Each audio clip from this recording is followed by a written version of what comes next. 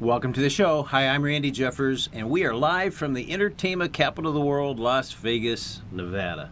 Yes. Well, we have a really special guest for you. You know, every now and then you run across somebody who's truly a special individual, somebody who is a giver. And I know in my case, when I run across somebody that's a giver, I just want to I want to make good friends with that person because not everybody is like that.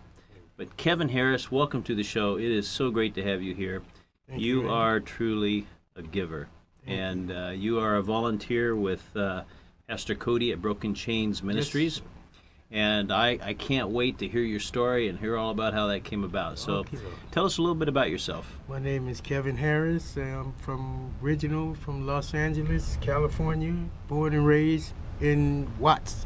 And Watts. Watts. That's where the riots were. Yes, That's, sir. that was got famous Yes. for riots, right? Yes, sir. Riots in Compton, Long Beach, Watts area, Uh-huh. South Central Los Angeles, born and raised. Wow. Right there. Yeah. So you had a little bit of a tough upbringing, was it? Oh, tough. Real Yeah. tough. Yeah, upbringing, gang member, ex-gang member, drug dealer, the whole 9 yards. Yeah, that's where I Wow. come from. And so how old were you when you got out of Watts? When I got out of Watts, I was been here like 6-7 years, and first time out. So just not that long ago. Yeah, not that long ago. Just come out here and changed my whole life. You know, it wasn't intentionally. It was just coming here and met Pastor Cody at Broken Chain Ministry, and that's when my life started to take a turn for the best. Well, you know, Kevin, I'm a firm believer in what I call God things. Yes, sir. And there are events that happen in our lives that Yes. if we take the step and cross over the line to make those things happen, it's forever different for us, right? Yes, I know sir. that happened to you, but Yes, sir. I'd like to hear a little bit about what it was like early on in your life. You know, Well- you grew up in a tough neighborhood. Yes, sir. Watts is probably as tough as any place in Yes, the sir. United States, Yes, sir. right? Yes, sir. Tell By us all about that. means. Well, I a son. I have 7 siblings. Uh-huh. I have 4 brothers, myself, and 3 sisters. Uh-huh. My mom and dad were, my father. I'm the second to the youngest, so the older kids had a different father. All of them had a different father, and me and my younger brother kind of like had the same father. So I was always kind of like with my father a little while, Uh-huh. until he moved on. But yeah, the neighborhood was very rough, and So you grew up with your father and your mother, yes, both of them together? not all the way, but Okay. half of my life I was with my mom so and that's, dad. that's good. Yeah. That's unusual in that Yeah. neighborhood, isn't Yes, it? very Yeah. much so. And you have to be truly blessed to Yeah. have your mom and dad at the same time. So, Yeah. yeah, that's very unusual. I was very lucky and blessed in that type of situation there. But that's pretty much, everybody. So what were the Single schools parent. like when you were going Well, through school? the school had nice little schools in the neighborhood. We was confined to the neighborhood. We Uh-huh. couldn't go out of the neighborhood too much. It mainly because of the gangs and pretty much things like that. We were mainly confined to the neighborhood. Didn't too much get out the neighborhood. So the schools were in the neighborhood, and that's where I went to school. And like I say, it's getting out this way was pretty much a first for me to even leave the area. And you Wow. know how God works in mysterious ways. I guess I can say, summoned here, Yeah. to leave there. Because I never was out of there, never too much went out of the neighborhood till I got here and came to Las Vegas on a different reason, but I came here and ran into Broken Chain, and oh my God, my life changed, truly changed. Well, I want to hear all about that, but Yeah. let's go back to when you were younger. And Uh-huh. you mentioned that you were in gangs, and Yes. and how yes. old were you when that happened? I was 12 years old when I started running around with the gang. The gang was a neighborhood gang. You know, it's pretty much like we stayed in our territory. We didn't let outsiders come in. You know, the territory, the neighborhood. It was pretty territorial. And everybody had different little territorial neighborhoods in Watts, and I was part of that. I was part of the gangs, going to, you know, fighting, shooting.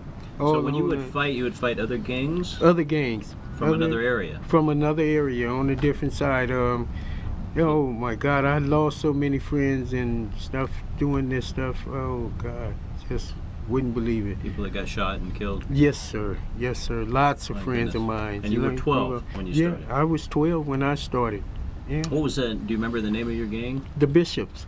The Bishops? Yes, the East Side Bishops. Yeah. Actually, that sounds familiar. Yeah, it's a popular gang in Watts now, and it's very popular, and it's got a couple of territorial neighborhoods now over there. So, My and goodness. it's pretty, yeah. So, was it almost mandatory for kids to be Yes, in a gang? sir. Yes, sir. Yes, sir. And if you weren't, what would happen? Well, they'll run you out the neighborhood. You know, your parents and everybody else must go. You know, you either get in where you fit in, or you get out. You know, so it was pretty much mandatory. So who controls the gang? Is there a hierarchy? There's a leader? Yes, yes. It's passed down to leaders. It started with a big leader, and he kind of got killed early. So you know, once he got killed, he got killed early in life, and he started the gang. So we all, and you know, gangs in the 70s is when this gang really started, in the early 70s. So this guy, you know, it's okay to say his name. Bobby Lavender was the leader of the Bishops, and he led the Bishops till he got killed. And then his brother and other big guys from the neighborhood took over and kept the neighborhood going. So it just passed on down to generation to generation to generation. And So it's obviously, still going right now. Kevin, when you were 12, you joined the gang, and that sort of protected you a little bit? Yes.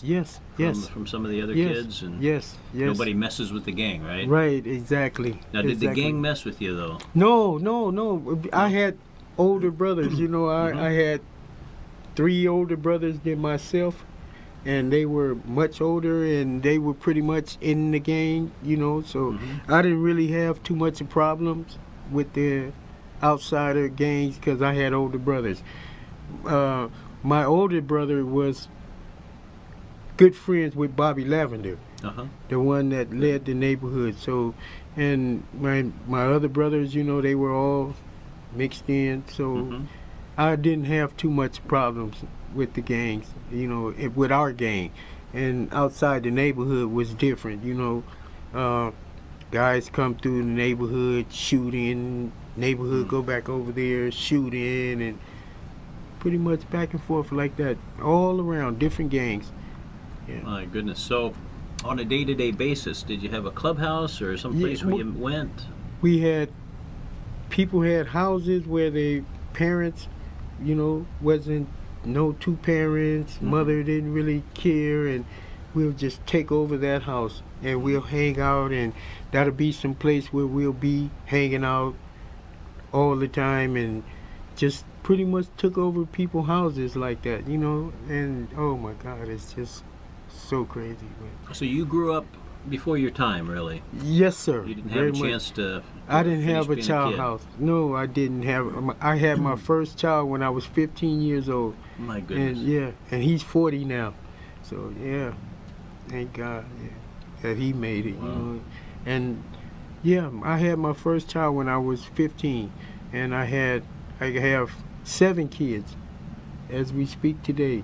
Wow. They're all grown, thank God. Yeah, They're and all alive? they all alive. Yes, Did sir. they get into gangs as well? My oldest 2 were in gangs. I have a middle son that's in prison. Been in prison for pretty good long time. He's been in there probably half of his life. Oh my goodness. He was bank robbery, Mhm. jewelry heist, and stuff like that. And yeah, oh my God, yeah, it's just so crazy. It was and So you got involved in drugs probably as yes, being sir. in the gang? Yes, sir. Mhm. What Drugs. kind of drugs was the fashion selling. in those days? Well, it started out with the marijuana, Mhm. then it moved to the cocaine, and now today it ain't no telling what they got out there now, you know. But Yeah. pretty much when I was coming up, it was marijuana, then cocaine. So So you yeah. were selling those? I was those drugs? selling Make a little drugs, money? making money. That's how I never had a job. Mm-hmm. You know, never kept a job. If I did work, it was for somebody privately, and yeah. Now, when you did make money, hmm did you have to share part of it with the gang? No. Well, all the gang was together, so everybody when people come through, you know, we had guys that hooked up with the Mexican guys, and they brought in a lot of marijuana, so they'll issue it out Mhm. to the neighborhood, and everybody sell, pay for it, you know, make your money, make their money, give it, you know, and just pretty much like that. Yeah. So That's what, right. what would happen? Now, have you been back to Watts lately? I go through the neighborhood. I don't stop too much, you know. I drive through, and my friends still can't believe me here like I am today. They, oh my God, they don't. bet. Yeah, they don't believe it. They just So can't. if I were to drive through your neighborhood in Mhm. Watts right now, in my car, what would happen? Would it be dangerous for me? Not per se, and you know, if you just driving through, you just drive on through. It won't be a problem with you. But you know, I can't say now today because the young guys are so disrespectful. Don't have no respect for the elders or nothing anymore. You know, at least when I came up, we did respect our elders, and the older guys, we call them OGs, Uh-huh. and you know, we kind of. But now today, man, these kids are just out of whack. So I'm not sure what'll happen. You know, yeah, I just have to say it like that because I'm not sure what'll happen. Well, I won't put you on the spot about Mhm. some of the things that you've done, but some of the things you've seen back then when you were in the Death. gangs. What lot. kind of things did you actually witness? Well, a lot of killing, a lot of shootings. So you a lot actually of- were there when Yeah. you Oh, were yeah. seeing people being shot and Oh killed? yeah, I was standing next to a few times guys that. That's how good God is. I was standing next to a few guys that got killed, and you know I'm just in the crowd, and just didn't get hit. You know, so you know that's all the God thing. I know what it is today. Back Yeah. then I think it was just luck. You know, but today I know what it was. So You know. what went through your mind all this time, you know, when you'd see all these things? Well, today I see all these. I look back and I just, you know, I feel so sorry for people and things that happen. Maybe me being a part of it caused a lot of things to happen that shouldn't, you know. But today I can just look back and it's just so hurtful and just terrible, you know. And then for me it's really harder because of my kids, my Yeah. sons, Yeah. you know, coming up through the same thing I went through. I wasn't a good father, you know, at the time. So So you were an absent father, yes, pretty much. and so you had these kids from different mothers. Yes, sir. Yes, sir. Uh-huh. Yes, sir. I did. Now, have you been able to stay in touch with your kids? Yes, I'm in touch with them all today. Okay. Yes, every last one of them. They so proud, and they, you know, they are good kids today. You know, my one son that I have is in prison. Mm-hmm. Been in there like 13 years. Wow. Yeah, and the rest of my kids are good kids. They got wives and families, and you know, just like normal people today. And that's a good blessing. That was just God things, you know. God had other plans for me. to. Absolutely. Yeah. So you're a grandfather. I'm a grandfather. I got 12 grandkids. Yes, sir. I'm a grandfather. Any great grandkids? None yet. No great You're probably grandkids. getting close though. Yeah, pretty much, because my oldest granddaughter is 22. She just turned 22. So, yeah. It's going to Yeah. happen soon. Yeah, I'm Lovely. sure. Yeah. Well, very good. Well, let's fast forward a little bit. Mhm. And you said about 6 years ago, you came to Las Vegas. I came to Las Vegas. I came out here for a different reason. I had marijuana when I came to Las So Vegas. you were going to sell it. I make some came, money. yes, sir. Mhm. That's what I came here for. Yeah. I had 10 pounds of marijuana. 10 pounds. 10 pounds of That's a lot, marijuana. huh? Yeah, that's pretty much a lot. And I came and I got it all here, made it here with it, Mhm. and I set up shop. I was in a hotel at first when I got here, and I stayed in a hotel for maybe a month, Wow. and I made enough money, and I rented a house, a 3-bedroom house, Mhm. and you know, I didn't have no job, no money, no nothing until I got here, and I made the money and started selling this marijuana. I found a lady here that helped me, you know, that knew I gave her marijuana, and she helped me. You know, I gave her enough to make money for her Mhm. and her family, and she helped me sell this weed. Wow. Because she lived here. She from Las Vegas. And I met her at a store.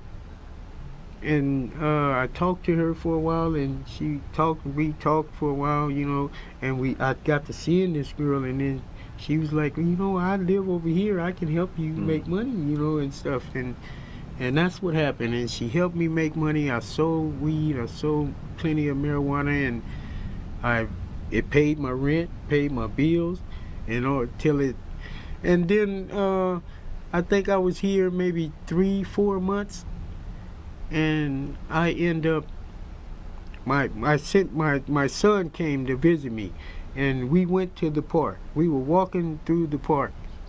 Now, this is And- a park downtown Las Vegas. Yes, well, the park is on Eastern and Sahara. Okay. I think it was the old J.C. Park, Myron Levitt, and I was walking through the park, and I heard Pastor Cody, and over there having, you know, they were barbecuing outside. They had a table full of socks and clothes and shoes and all kind of things. And I went over there. You know, I heard him preaching. He was preaching, and I just walked over there. And I stood over there, you know, I listened to the word. You know, when I was a kid, come back, you know, let's take it back a little bit. I was a kid. You know, my mom had us in church. Oh. So I went to church and all that till I got older. As a matter of fact, it was mandatory to go to church. My mom had us in church. You know, my mom was a working lady, you know, and she had a job. She stayed on her job till she retired. The same job all the years, you know. And I wasn't really poor, you know. I was from Watts, but my father was a truck driver, and my mother she worked at Gardena Memorial. She was a dietitian. She was a dietitian at Gardena Memorial. And so I really wasn't, you know, and all the life I had to go to church and, you know, clean up and all this type of things before you hit the door, you know, trying to go out and play. And I had to go through all that. But when I got old enough and thought I was grown, you know, a little, got a little hair on under my arms and stuff, so I thought I was getting grown. So I would go out and hang out. I would get a whooping all the time, just coming in late, and it just got worse. It just got worse. I was Now, still was it your going. mother or your father that gave you whooping? My father was just like, he was a part alcoholic. He worked, kept a job, but he was an alcoholic. And yeah, he didn't really care. So, but my mom would, oh my God, she would whoop us. Yeah. So I got plenty whoopings for coming in late, and then when I turned 14, I left home when I was 14 years old, and that's how I ended up with the kids. And I left home and I went to stay with a girl and her mother. No father, no her little sibling. She was the older child, and I stayed with her, and that's how I got the baby, the first, my son. And I left home. I wouldn't go back home. My mom would look for me and all that. I would see my mom looking for me and hide and stuff like that. Yeah, yes. And You broke her heart, huh? yes, sir, I did. I truly did. Yeah. No, she's still with My us? mom is still with us, man, and she's doing wonderful. She is such a Christian. You see her all the time? Yeah, well, yeah, I see her. Talk to I her? talks to her every day. She's a Christian and Uh-huh. been a Christian all her life, and you know she was always a good mother. Good mother. I was just hard-headed. Didn't want to mind. Thought I can do it on my own. Yeah. She's got to be just Oh, incredibly proud. oh my God, you wouldn't know the. Whoa. How do you feel knowing that your mom is proud of you? And, I feel so good, you know. Yeah. I just hate I messed up my childhood, Yeah. you know, and that's what bothers me today is I just messed up my childhood because I could have had a good life, and I can't complain or I can't, God just kept his hands on me, and no matter what I did wrong out there, he just kept hold to me. And then once I finally realized what I was going through and what I was doing, man, I was so glad to be here. So Yeah, grateful absolutely. to come here and Yeah. ran into Pastor Cody and Broken Chain. Oh my God. So let's go back to that day in the park. Yeah. Was it at nighttime, daytime? It was around 5:30 in the evening. I think it was daylight saving time Uh-huh. at that time. It was still a little light in the park. And I went up there and I just stood up there and he was preaching, and after he finished preaching, Pastor Cody would walk around and he came over to me. He was like, I never seen you around here. Where did you come from? I told him, oh, I'm just passing through. I just heard you preaching and I stopped. That's it, And he was like, well, we got all this stuff out here. You welcome to anything you want that's out here. We got hot meal, food. Are you homeless? I was like, no, I'm not homeless, And he was like, well, I got anything out here, you welcome to it. We finna have a meal and we're gonna pray over the food and then you welcome to eat and stuff. And so I stayed and I ate and I got socks and hats and gloves and all them type of things. And Pastor Cody had say he come back over to me later, when he said, I need a little help. Can you help me put these things up in the? And I was like, sure. He was like, I know you're not on drugs, or I know you. Like these people, you're not homeless living in the park, but I love for you to come around and help volunteer. And so I was like, okay, And from that day on, God spoke to me that moment. And Pastor Cody he knew it. He just knew it. And he wouldn't let up on me. He wouldn't let up. He just Wow. kept on me, He said, now, I want you to come back. I'll be here next Wednesday. I want you to come back. And I was like, okay. I only live across the street there. I'll come back. And I came back. I seen him out there again. I was over in the yard and I had forgot about, it didn't even cross my mind anymore. I forgot about that and I was still doing what I was doing, and just kept doing. And I was in the yard and I looked over there and I seen him coming over there again and having the ministry again, So, God was working on me as well. And he was like, go on over there. So something just told me to go on. I went back over there and Pastor Cody greeted me. Hey, I'm so glad you came back, And from that moment on, he made me feel welcome, real welcome. Just something touched me, this is where you need to be, Yeah. And even though I was still selling my marijuana and stuff, you know, I would come back over there. I would come back all the time, you know. And Pastor Cody told me, I think I had been there maybe 4 times. I come, I help him barbecue cook and help him unload the truck and load the truck back. And he told me, he was like, I have a little, what do you call it, little moving job thing going. He say, I'd love for you to, you know, just come go to work with me. You know, he said, you don't have a job? I was like, no. He was like, yeah, well, I have a job for you. Just come and work. And that's what I did. I went to working. Every time I turned around, Pastor Cody would call me, hey, Kevin, I got a job. I got a job for you. I got a job. And he kept me working, and kept me with the ministry. And, you know, once that little marijuana was gone, you know, I had a couple of $1,000s left, you know, after paying all the rent, and I was like, this is not gonna last, you know. Yeah, it's about to be over with, you know. I will be homeless, you know, if I'm not now, you know. And Pastor Cody kept me working, and once the little money was gone, the marijuana was gone, you know, I stopped smoking marijuana, because I was smoking marijuana just as well, you know.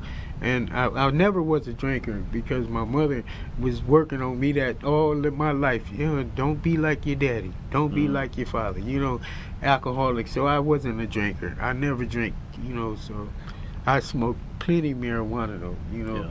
So, because I had plenty of it all the time. So, and once I got to going with Pastor Cody, hanging out, you know, he would take me to dinner and lunch, and he just worked on me. I tell you, God just sent him after me, you know. And now let's just stop for a second and talk about who we're talking about. We're talking about Pastor Cody Huff. Pastor Cody Huff. And he's the founder of Broken Chains Yes, Ministries sir. here in Las Vegas. Yes, sir. And he has an amazing story. He's been on our show. He's Oh, just really? an amazing, Oh, my amazing God. man. His Yes. story is incredible. He was homeless himself Right. and got rescued out of that. And Yes, he did.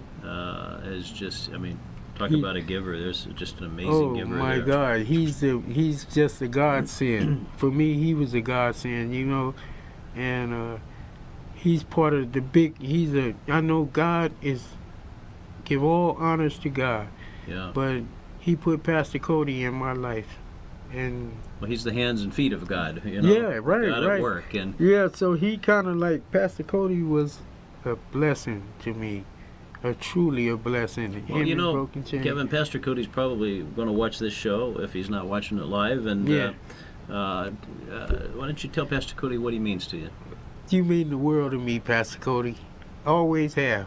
And I don't know where I'd be without you. So, yeah. Yep, that's my guy. Well, you know, I'm sure he's blessed just Yes. thousands of people, right? Yes, Over the oh years. my God. I hope he can help you. If you want help, Yeah. he would be the one to help you. And I can just tell people that homeless and, man, Pastor Cody is the way to go. You know, God is first, put God first, and Pastor Cody second. So you be okay. Yeah, So you really never left Pastor Cody after that time? never left. I've been with him for over 6 years now, and never left Broken Chain. My whole life has changed, you know. So every week on is it Wednesdays? Wednesday, Or every Wednesdays? Wednesday night, I'm in the park with Pastor Cody, and he's always there. If he's not sick, or he's there, you know, and he's always helping anybody. It don't matter who you are, he'll be there for you. That's all you have to do is want it, you know. And I'll tell anybody. He didn't know me from nowhere.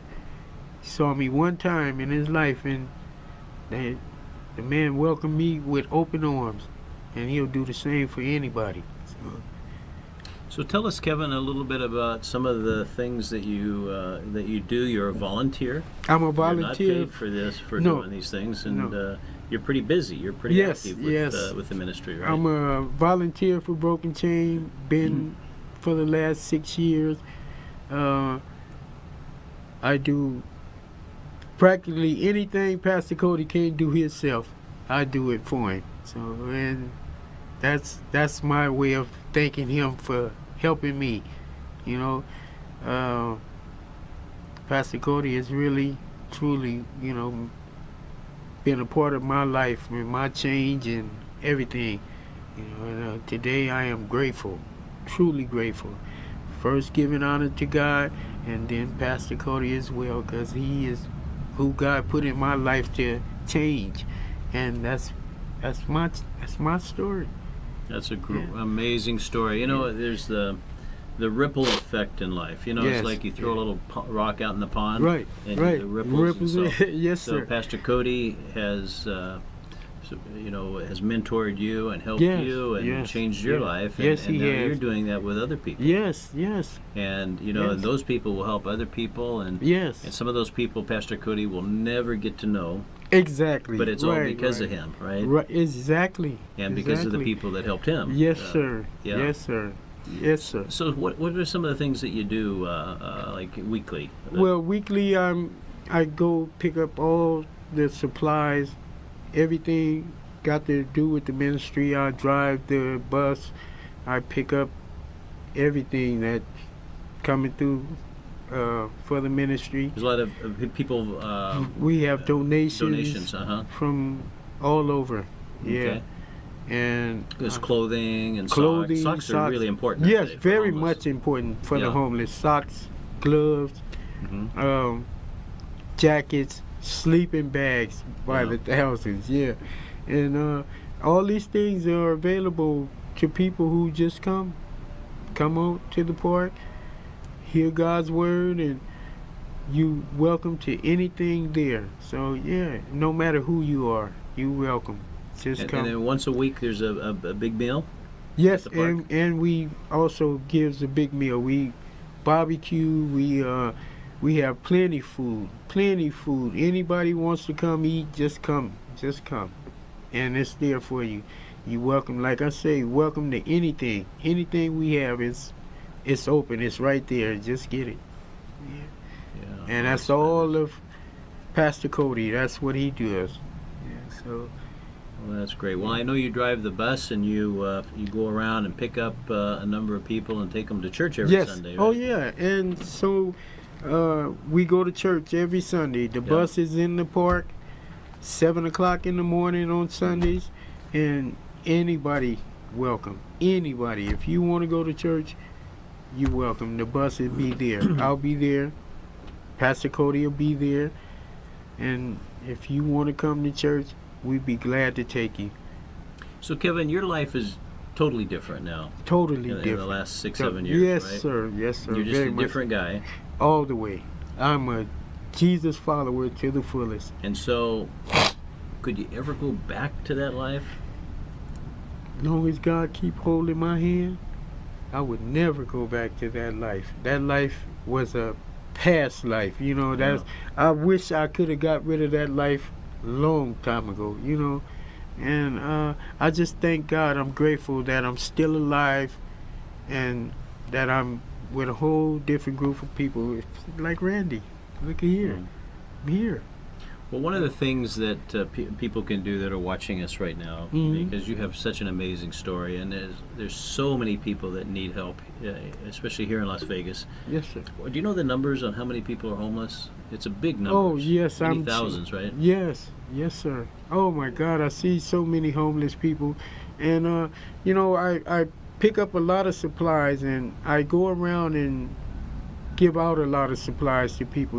If you can't make it to the park, you liable to saw me driving up and down the street in that bus, giving away food, whatever it is, and I'm the same guy. I was in the same place you guys are in, and it's a way out. It's a way out. Just trust God, and you. It's a way out. You welcome. That's fabulous. Now, for those that aren't homeless, that have some extra money, Mm-hmm. and they're touched by the words that you're speaking today, and they feel a little bit led to help. Yes. They can, the ministry I'm sure needs money all the time. Yes, right? we always open for donations, and we love for people to come and donate and help out the ministry. It's a great ministry, you know, and no one that works with the ministry are paid. Everything goes toward feeding the homeless, helping the homeless, everything. There's no one paid for anything. So Yeah, this is the real deal. yes, this is the real deal. Broken Chain is the real deal. Yeah. Pastor Cody Huff is the real deal. Yeah. You know, it's no one paid that works with Broken Chain. Board of directors, no one paid. Everybody donates and try to help the homeless. Yeah, that's what we do. Now they can go to the website. and Yes, it's, sir. Broken Chains. Is it? Do you know the website? Homeless Ministry, Broken Chain. Maybe I'm not sure exactly what. I think it's brokenchainsministries.com. Yeah, but you can right. Google it. And if you Yes. just put in Broken Chains Ministries, Las Vegas, it'll pop up and you'll be able to see it. Yes, sir. But Yes. and so we challenge everybody that's watching to go to the Site website, and- look at it, read some of the success stories there, find out what they're doing, and there's a little button there that you can push that says donate, Yes. and you can be a part of something that truly is special, that doesn't have big administrative costs and all these Exactly. things. Yeah, Exactly. It worked for me. yeah. A wretch like me, it worked for me. Yeah. Well, I don't know about before I met you what kind of wretch you were, but you are not a wretch now. Kevin. Yes, you thank are, God, man. You are Yes. just an unbelievable Yes. And I thank you for person that. and a giver, and you just God's got to be smiling at you all the time for all I the hope things that you're so. doing. I truly hope so, as I am a Jesus follower, and Pastor Cody has truly been a great part of my life as well. So, and if you ever need help, and if you are hurting out there, you come, and Pastor Cody is always there to help. He sends people to programs. He's in, all type of things to help. So if you need help, you're always welcome. We at the old JC Park. It's the Myron Levitt Park now, and every Wednesday, 5 o'clock till 8, we're there. You're welcome. So Truly that's over welcome. on Eastern. It's on and Eastern Sahara. and Sahara. Yes. Okay. So it's And easy. you're always welcome. Yes, it's very easy. And man, you hungry? Come eat. You need clothes? Need anything? We got clothes, hats, shirts, Wow. everything, jackets, sleeping bags. Anything you need, just come. You're welcome to it. Well, that's fabulous. Yeah. Now, Kevin, the giving that you're doing now, I mean, you're transformed. You've Yes. turned into a giver. And I suspect when you were younger, you're part of the gangs and Yes, growing up, yes. you were a taker. Yes, sir. Right? Yes, sir. Very much so. And because you went through those experiences and you've seen all those things. Yes. I mean, I can't imagine, what the things that you've Oh, seen my that God, that yes. you grew up with. It just Yes. there's no way I could imagine. Mhm. Most of us could even begin to imagine what you True went that. through. But because you went through those things, has that made you stronger? Has it made Oh you my better God, now? it makes me truly strong. Yeah. Truly strong. I am definitely grateful for what God has done for me in my life, and there is a God, people. If you just seek him, he'll come. He's there, open arms, and man, my life has changed. That's A living fabulous. witness. Tell you, I've been where you people have never want to go, and I was born and raised where you couldn't imagine. You would never imagine, So if it can work for me, it'll most definitely work for you. Just trust God. He works. I tell Wow. you, yeah. So what are some of your goals now? Where's goals- Kevin going to be in 2, 3, 4, 5 years from now? Well, I hope to still be with Broken Chain Ministry. This was my That's a venture. lifetime thing, I Yes, think, sir. right? Yes, sir. It's my venture. Yeah, I am stuck with Broken Chain, and I'm loving every minute of it. I work. I truly work, have a job, and I don't do none of the things I used to do. None of them, nothing. nothing. It has been. You know, it's something I can't forget it, but I never want to relive it. So this is a new life for me, and it's wonderful. I'll tell you. People used to tell me that all the time, but I couldn't see it. But today, I'll tell you, God is good. Trust that. Yes. So, Kevin, what's it like when you go back to the old neighborhood? When you go visit your my mother, for friend, instance? well, my mom and them don't live in the neighborhood. Okay. They live out the neighborhood, but I have people I grew up with, and you know, they see me today, they be like, "Oh, Kevin, this ain't you. This just, you know, they just can't believe it. They can't believe it because I was an active gang member, very active. Whatever they did, I did. I was there. So, my friends don't believe it. They come here. I have friends that come down here and see me, and they can't believe it. And I just tell them, look, man, it's the same life I got today. You can have the same life. Don't have to keep looking over your shoulder. Have to run around the neighborhood looking over your shoulder all the time, man. I would never wanted to leave the neighborhood. I tell you, God brought me over here for a reason, so I can come back and tell you guys this same story. It's help out there needed. Now, have you at the park done any preaching yourself? Well, no, I don't do too much preaching, but I make sure everything is there and everything, and I do preach to people. I do that, I have one-on-one conversations with a lot of people. Hopefully I can help them and they'll listen to my story, because my story is real, very real, I tell you. Yeah.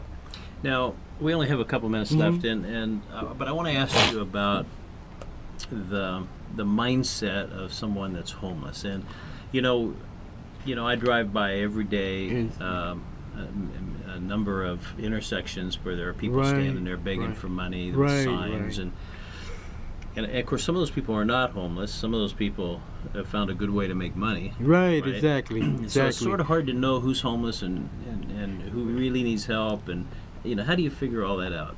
Well, mostly homeless people are on some type of drugs, alcohol, or something, in the mind. Mostly homeless people.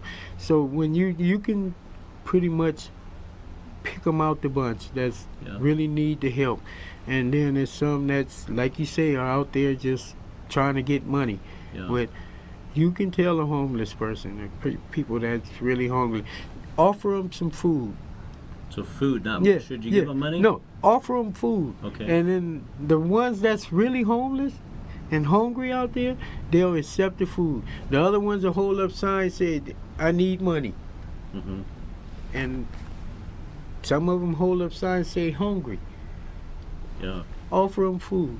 And I passed one guy that has a sign that says something about I'm honest, I need beer. That's the good one. That's at least he's honest. He's honest. At least he's honest, right? Yes, and them the ones that I wouldn't mind helping. That's the one. I won't buy him no beer, but I would help him. Yeah.